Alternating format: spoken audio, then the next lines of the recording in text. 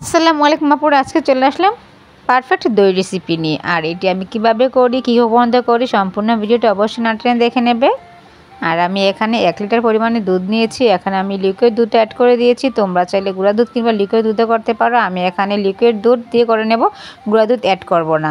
Already pan নিয়েছি, প্যানে বসিয়ে দিয়েছি 1 লিটার পরিমাণে লিকুইড দুধ দিয়ে আমি ভালোভাবে নাড়তেছি। অনবরত নাড়তে হবে, কারণ পাতিলের গায়ে যেন দুধটা না লেগে যায়।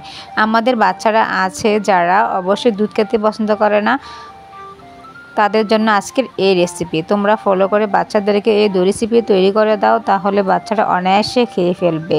অলরেডি এখানে আমার নাড়তে হবে যাতে পাতিলের গায়ে দুধটা না লেগে যায়। অলরেডি এভাবে নেড়ে চেড়ে আমি এখানে 1 লিটার পরিমাণে দুধ ঘন করে নিয়েছি। এখানে নিয়েছি দধির বীজ, এটাকে আমরা দধির বীজ নামে চিনে থাকি। আর দুধটা হালকা কুসুম গরম অবস্থায় আমি অ্যাড করে নিয়েছি দধির বীজ দিয়ে আমি এটাকে ভালোভাবে নেড়ে চেড়ে নিচ্ছি। অলরেডি আবার ভালোভাবে অনবরত নাড়তে হবে যাতে সম্পূর্ণ দধির বীজ এবং দুধের সাথে একাকার হয়ে মিশে যায়। অলরেডি এখানে আমি ভালোভাবে নেড়ে চেড়ে নিচ্ছি। আর এখানে একটি পাত্র নিয়েছি, পাত্রে আমি হাফ কেজি পরিমাণের এখানে অ্যাড করে নিচ্ছি। তোমরা চাইলে বাসা থাকা পাতিল কিংবা কাপ যে কোনো পাত্রে তোমরা এটাকে সংগ্রহ করতে পারো। অলরেডি এভাবে আমি অর্ধেক এখানে দিয়ে দিচ্ছি, আর কয়েকটি দিচ্ছি গ্লাসে। গ্লাসে খেতে বাচ্চারা অনেক আনন্দ করে। আর আমার বাসায় কাপ ছিল না বিদায় আমি এখানে গ্লাসে দিয়ে দিচ্ছি। তোমরা তোমাদের বাসায় যদি কাপ থাকে তোমরা কাপে অ্যাড করে নিতে পারো।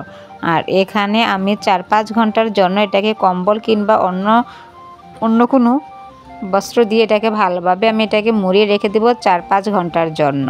5-6 ঘন্টার পরে তোমাদের মধ্যে আমি আবারও হাজির হয়ে গেলাম। দেখো তো অলরেডি আমার পারফেক্ট দই রেসিপি হয়ে গেছে। তোমরা চাইলে বাচ্চাদের জন্য এটাকে অতি কম সময়ে তৈরি করে দিতে পারো।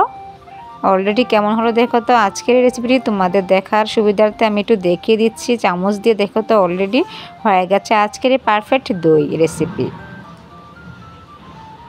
আর এটা আসলে সবার অনেক পছন্দ, জানি না আমাদের বাসায় সবার অনেক পছন্দ, বাচ্চা কিংবা বড়দের সবাই এটাকে পছন্দ করে থাকে। আর তোমরা চাইলে খুব কম সময়ে তৈরি করে নিতে পারো আজকের এই রেসিপিটা। কেমন হলো, যদি ভালো হয়ে থাকে তাহলে আমার পাশে থাকবা আরও ভালো ভালো ভিডিও পেতে। আবারও দেখা হবে নতুন কোনো ভিডিওতে। এই পর্যন্ত ভালো থেকো, সুস্থ থেকো, আরও ভালো ভালো ভিডিও পেতে পাশেই থাকো। আজকে এই পর্যন্ত, আল্লাহ হাফেজ। আবারও সবাইকে জানাচ্ছি ঈদ মোবারক।